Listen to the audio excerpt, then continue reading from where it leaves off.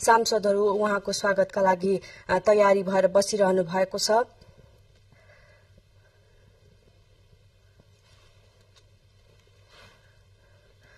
महासचिव गुटेरेस आजै लुम्बिनीको भ्रमण गरेर त्यहाँबाट फर्किनु भएको हो। आज बिहान उहाँले अन्नपूर्ण आधार शिविरको पनि अवलोकन गर्नु भएको छ र अबको केही बेरमा उहाँले संघीय संसदको संयुक्त बैठकलाई सम्बोधन गर्नुहुनेछ। यसका लागि उहाँ प्रस्थान गरिरहनु भएको छ। बैठक सभा हलतर्फ हामीले यहाँलाई दृश्य मार्फत देखाइरहेका छौं।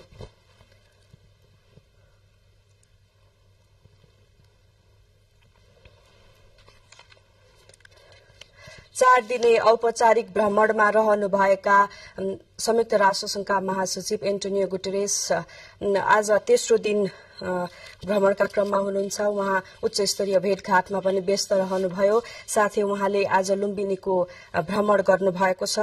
त्यस्तै आज उहाँले जुन संघीय संसदको संयुक्त बैठकलाई जुन सम्बोधन गर्दै हुनुहुन्छ, यसबाट नेपालको शान्ति प्रक्रियामा सहमतिमा पुग्नका लागि दलहरूलाई यसले सकारात्मक दबावको काम गर्ने विश्वास पनि लिएको छ।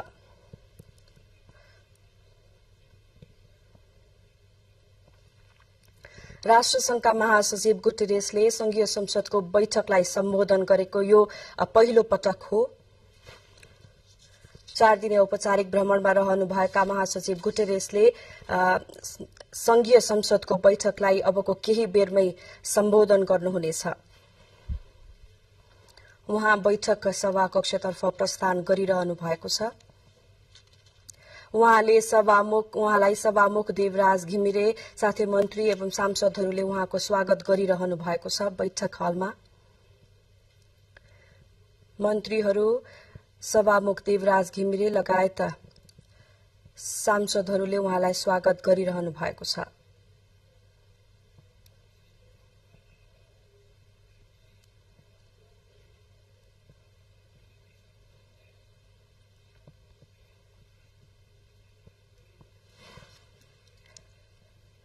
संयुक्त राष्ट्र संघका महासचिवको हैसियतमा पहिलो पटक संघीय संसदको संयुक्त बैठकलाई उहाँले सम्बोधन गर्न लाग्नु भएको हो। विभिन्न समयमा औपचारिक भ्रमणका क्रममा नेपालमा आउनुहुने, उच्च स्तरीय भ्रमणका क्रममा आउनुहुने विभिन्न व्यक्तित्वहरूले संसदमा सम्बोधन गर्ने परम्परा पनि छ र यो अघि पनि विभिन्न भ्रमणमा आउनुहुने मित्र राष्ट्र छिमेकी भारत लगायतका प्रमुखहरूबाट पनि संघीय संसदको बैठकलाई सम्बोधन गर्ने गरिएको थियो र यसपटक संयुक्त राष्ट्र संघका महासचिवको हैसियतमा पहिलो पटक सम्बोधन हुन लागिरहेको हो र गुटेरेसले अबको केही बेरमा बैठकलाई सम्बोधन गर्नुहुनेछ।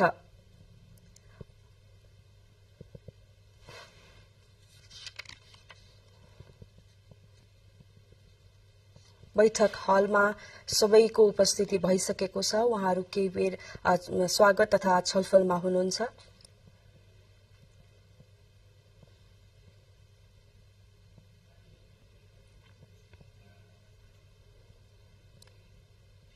संयुक्त बैठकमा प्रतिनिधि सभा तथा राष्ट्रिय सभाका सबै सांसदहरूको उपस्थिति भइसकेको छ। बैठकमा प्रधानमन्त्री पुष्पकमल दाहाल प्रचण्ड पनि सहभागी हुनुभएको छ। प्रतिनिधि सभा र राष्ट्रिय सभाका सांसदहरू बैठकमा सहभागी हुनुभएको छ। संघीय संसदको संयुक्त बैठक बस्न लागेको हो।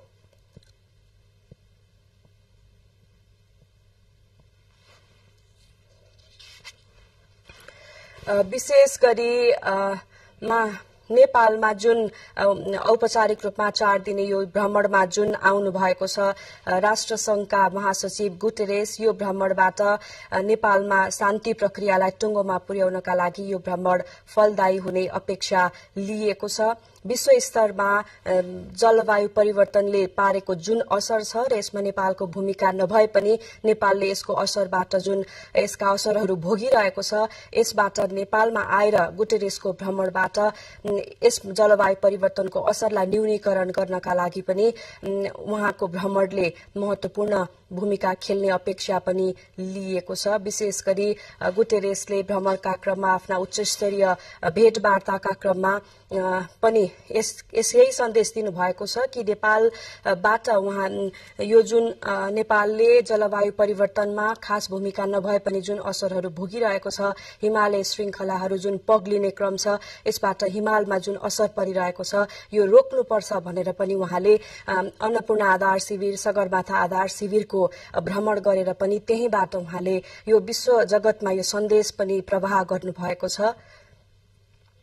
र विशेष गरी नेपालको शान्ति प्रक्रियालाई टुङ्गोमा पुर्याउनका लागि विगतमा पनि संयुक्त राष्ट्र संघले जुन भूमिका खेलेको थियो त्यसलाई अझ यो भ्रमणबाट चाहिँ टुङ्गोमा पुर्याउनका लागि दलहरूलाई एउटा दबाव दिने र एउटा सकारात्मक सन्देश दिने भूमिका पनि यो भ्रमणले लिन्छ भनेर विश्वास पनि लिइएको छ।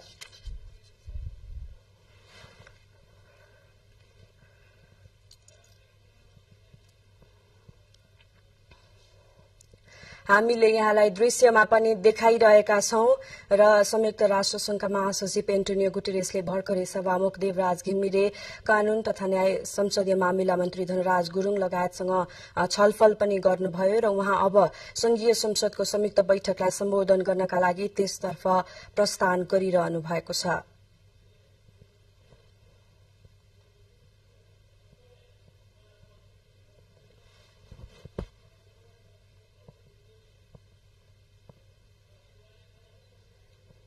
अबको केही बेरमा महासचिव गुटेरेसले संघीय संसदको संयुक्त बैठकलाई सम्बोधन गर्नुहुनेछ। उहाँ त्यसतर्फ पुगिसक्नु भएको छ।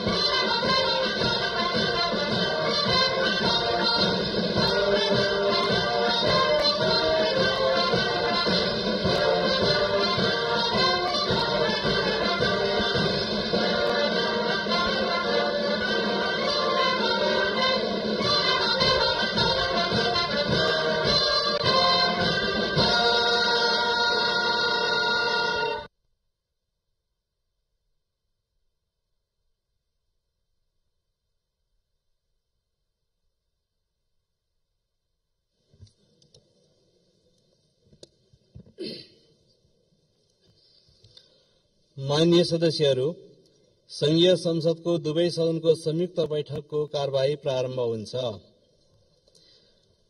माननीय सदस्यहरू, नेपालको औपचारिक भ्रमणमा रहनुभएका संयुक्त राष्ट्र संघका महासचिव महामहिम एन्टोनियो गुटेरेसलाई संयुक्त सदनको तर्फबाट म स्वागत गर्दछु। Honorable MPs,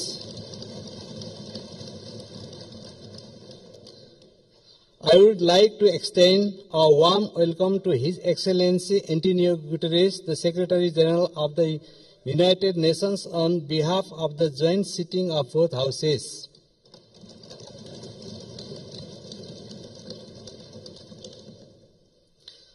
माननीय सदस्यहरू, म महासचिव महामहिम एन्टोनियो गुटेरेसलाई संघीय संसदको दुवै सदनको संयुक्त बैठकलाई सम्बोधनको लागि अनुरोध गर्दछु।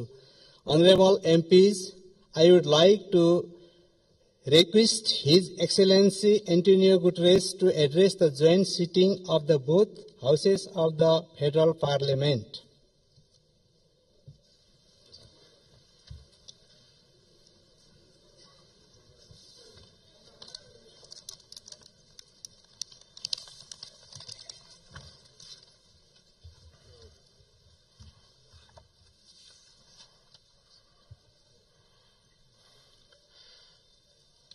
Your Excellencies, the two presidents of the two houses of the Nepalese Parliament, Excellencies, distinguished ministers, parliamentarians, and friends.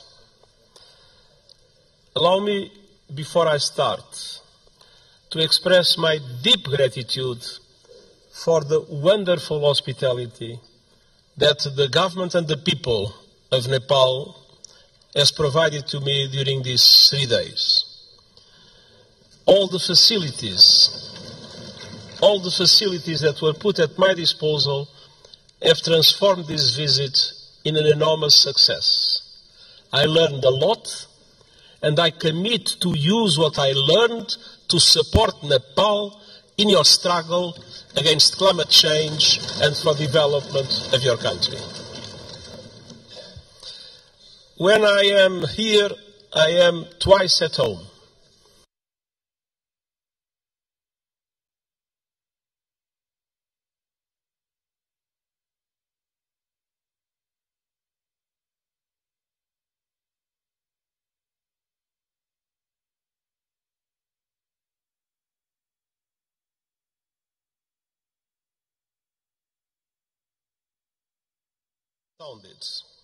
And this trip has been no exception.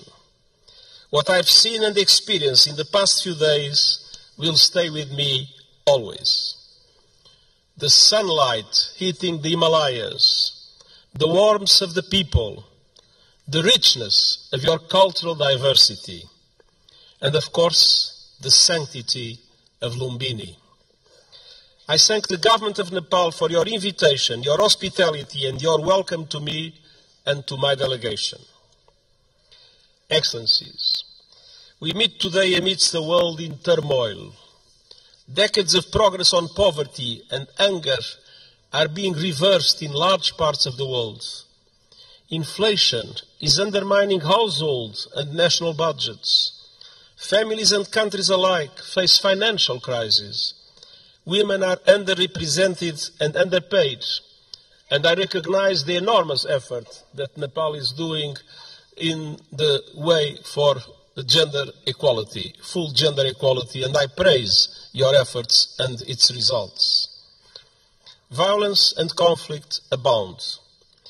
While the conflict in the Middle East is thousands of miles away, Nepalis were among the many victims of Hamas' brutal attacks in Israel. I send my sincere condolences to the families of the 10 Nepalese students who were killed and express my best wishes for the safe return of Mr. Bipin Joshi, who is missing. Distinguished parliamentarians, as geopolitical tensions rise, global divisions are becoming deeper and more dangerous, and smaller countries fear becoming collateral damage in competition between the great powers. And climate catastrophe is accelerating with a deadly force. In responding to this crisis, the world could learn much from Nepal. This country is a promoter of peace, a champion of multilateralism, and a staunch supporter of sustainable development and climate action. Nestled between two great powers, you have forged your own paths to safeguard your sovereignty and your independence. And your journey over the past 20 years has been wonderful to see. A new republic with a new constitution has the UN Charter at its heart. You were quick to embrace the Sustainable Development Goals and are making progress on many of them, independently of the difficult financial conditions that developing countries face in today's unfair world. Your country has successfully calmed the storms of conflict and moved from war to peace, a process the United Nations has been proud to support. Dear parliamentarian colleagues, Nepal does not stand still. Your dynamic story of progress continues today. Your graduation from least developed countries status is imminent, and the United Nations is committed to supporting a smooth transition. And you are preparing the final stages of our Nepalese-led peace process, healing the wounds of war through transitional justice. A process to bring peace to victims, families and communities haunted by questions and scared by injustice, and help put the past to rest. Transitional justice can play a vital role in securing lasting peace, But we all know it's not easy. By nature, is a delicate and complex process. We know that transitional justice has the greatest chance of success when it is inclusive, comprehensive, and has victims at its heart. When it centers on truth, reparation, and justice, when women participate fully, and when all victims of human rights violations can find meaningful redress. And I welcome efforts here in Nepal to drive progress and find solutions in this regard. And I want to tell you are not alone. The United Nations, respecting the Nepalese leadership of this process, stands ready to support you with your victim-centered process and its implementation in line with international standards, your own Supreme Court's rulings. The United Nations and Nepal are old friends. Our cooperation runs deep. Nepal has long been a cherished member of the UN family and a powerful voice for developing countries, most recently as chair of the Least Developed Countries Group. And this relatively small country, compared with the big powers, has made an outsized contribution to international peace. Of all the countries on earth, Nepal is the second largest contributor of troops to United Nations missions, military and police. I'm sincerely grateful to the Nepali people for their dedication, their courage, and their service in peacekeeping. And I would like to take a moment and ask for 1 moment of silence to honor those Nepalese who have lost their lives serving under the blue flag.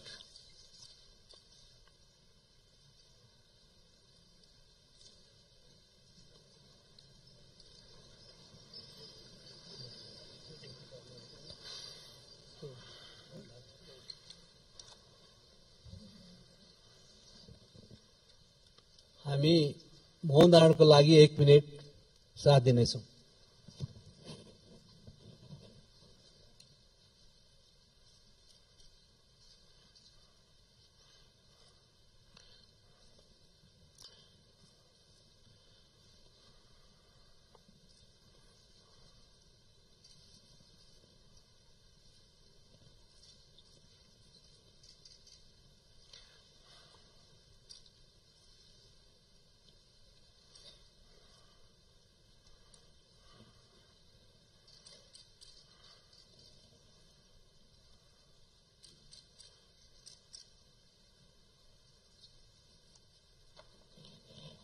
Thank you. Their memory will never be forgotten, and the United Nations is proud of the exceptional contribution of Nepalese soldiers and police officers in our peacekeeping missions. Dear parliamentarian colleagues, on climate action, Nepal is a frontrunner. You are on target to reach net zero emissions by 2045. Thanks to extraordinary reforestation efforts, trees now cover almost half of the country. And you are one of the pioneers of the Early Warning Systems for All initiative, which aims to protect every person on Earth by 2027. Yet global crises are hitting Nepal hard, as they are developing countries around the world. The lingering effects of COVID-19 pandemic, inflation, and above all the climate crisis are threatening hard-won development gains and squeezing the funds available for investment. Nepal contributes a minimal fraction of a percent, 0.000%, to global emissions. But monsoons, storms, landslides are growing in force and ferocity, sweeping away crops, livestock, and entire villages, decimating economies and ruining lives. In August, landslides caused by heavy rains caused devastation and killed scores of people. And glaciers are melting at record levels. I was a witness. Nepal has lost close to a third of its size in just over 30 years. The effect is devastating. Swollen lakes bursting, rivers and seas rising, cultures threatened. and mountainsides exposed, inflaming the risk of landslides, and avalanche. Threats will continue mounting. Himalayan glaciers provide fresh water to over 1 billion people. As they shrink, so do river flows. In the future, now we have too much floods, but one day in the future, Himalayan rivers like the Indus, the Ganges, and the Brahmaputra will have their flow severely limited. Combined with saltwater intrusion, that will decimate deltas in this region and beyond. That could mean low-lying communities and entire countries erased forever. Millions of people on the move and fierce competition for water and land. Nepal is now one of the countries that is suffering the most, but other South Asian countries might become in the future terrible victims of the receding glaciers of Nepal. Dear parliamentarian colleagues, what is happening in this country as a result of climate change is an appalling injustice and a searing indictment of the fossil fuel age. I am deeply concerned by those communities in Nepal facing the brutal impacts of the climate crisis. The United Nations stands with them. The world must do the same. That was one of the reasons why I took profit of my visit to the Everest base camp to issue a video for the whole world showing the drama of receding glaciers and the impacts that will have in the future.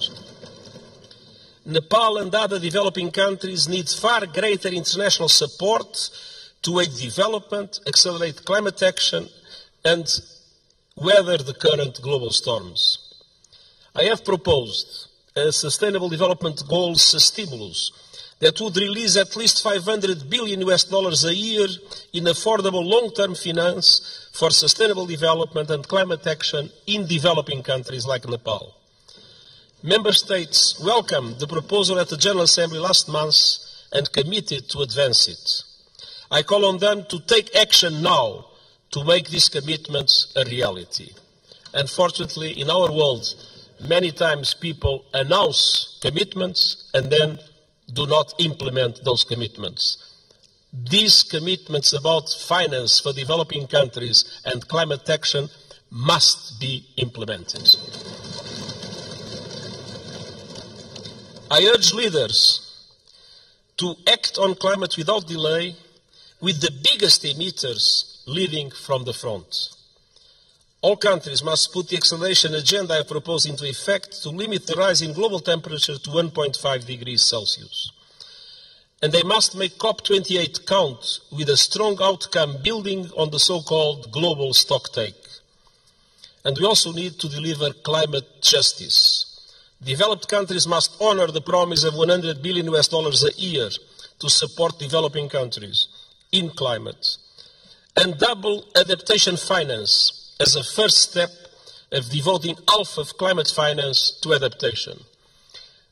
Investment in the resilience of communities, in the resilience of infrastructure is today a must, because climate change impacts are not a problem of the future, they are felt today by the populations, and it is today that developed countries must support countries like Nepal to do the necessary investments in that regard. The most vulnerable must be at the center of efforts to build climate resilience. And all parties must operationalize the landmark loss and damage fund at COP28 this year. There is loss and there is damage. You can see it in Nepal. There must be a compensation for it. The Nepalese people depend on it. For families that have lost their home to storms, for communities forced to abandon their villages by rising rivers, loss and damage is not a negotiating point or a bureaucratic abstraction, it is a lifeline. Dear parliamentarian colleagues, Nepal has long been a friend to the international system, and today their system is in dire need of refresh, revitalization and reform. The world is in a state of flux. It is moving towards multipolarity, and that is a good thing. A multipolar world provides new opportunities for leadership and balance on the global stage. But this new dynamic requires strong multilateral institutions to maintain peace. History shows us that. At the beginning of the 20th century, Europe was multipolar, but without strong multilateral institutions, it descended into war that engulfed the world. That is not a risk we can take. We need strong international reformed institutions that reflect the realities of today. But ours, like the Security Council or the Bretton Woods system, mirror the world in which they were founded almost 80 years ago. They correspond to 1945. They do not correspond to what is the world in 2023. That must change. Developing countries must have far greater representation in international institutions. I have called for reform of the outdated United Nations Security Council, and I have proposed measures to reform the global financial architecture so that it better represents developing countries and responds to their needs. And these proposals are gaining traction at this year's United Nations General Assembly and beyond. But of course, there is always the resistance of those that benefit from the present unfair systems. The United Nations Summit of the Future next year is an important chance to push further progress, and I count on Nepal's support to help make the change we need a reality. Dear parliamentarian colleagues, multilateralism must both reflect the world and respond to it. That means creating the institutions and tools we need to address new threats and to seize new opportunities. Today, technology is an example of both. It can solve problems and spur development, or it can entrench divisions and inflame inequality. Today, it's doing too little of the former and too much of the latter. We need a global response to the technology that are changing the world at astonishing speed, to harness them for the good of humanity. And all countries must have a say, not only the most rich countries in the world that have more resources to develop those new technologies. My high-level board on artificial intelligence includes experts from G77 countries, the Global South. It will report this year, so member states can consider global governance options for artificial intelligence. And it must also bring the benefits of technology to all and ensure that a new technological era, no one is left behind. This is the purpose of the Global Digital Compact the United Nations is proposing. It aims to bring together governments and industry to ensure that technology works for all and accelerate the Sustainable Development Goals. And I hope the Summit of the Future will be an excellent chance to push progress. As a steadfast champion of multilateralism, peace, and developing countries' interests, Nepal will be a vital ally at the summit. Dear parliamentary colleagues, it has been my great pleasure to visit this extraordinary country over the past few days. What I've seen confirms a simple truth. Nepal is a friend of the world, so the world must be a better friend to Nepal. And the United Nations will never stop fighting to make that a reality, and I thank you.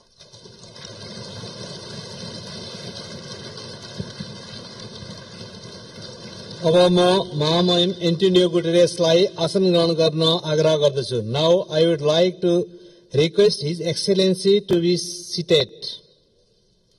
माननीय सदस्यहरू, संयुक्त राष्ट्रसङ्घका महासचिव महामहिमबाट आज संघीय संसदको दुवै सदनको संयुक्त बैठकलाई भएको सम्बोधनप्रति निम्नलिखित धन्यवाद प्रस्ताव प्रस्तुत गर्दछु.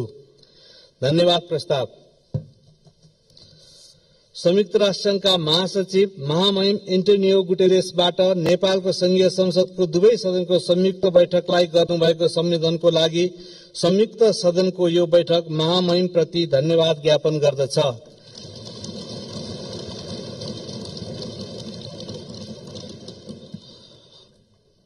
Motion of thanks.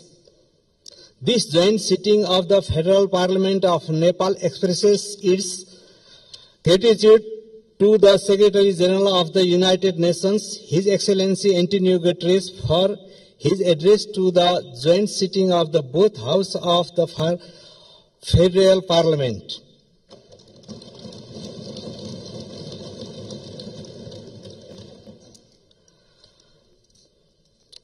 मान्य सदस्यहरू उक्त धन्यवादको प्रस्तावलाई सहमति जनाइदिनु हुन म आग्रह गर्दछु।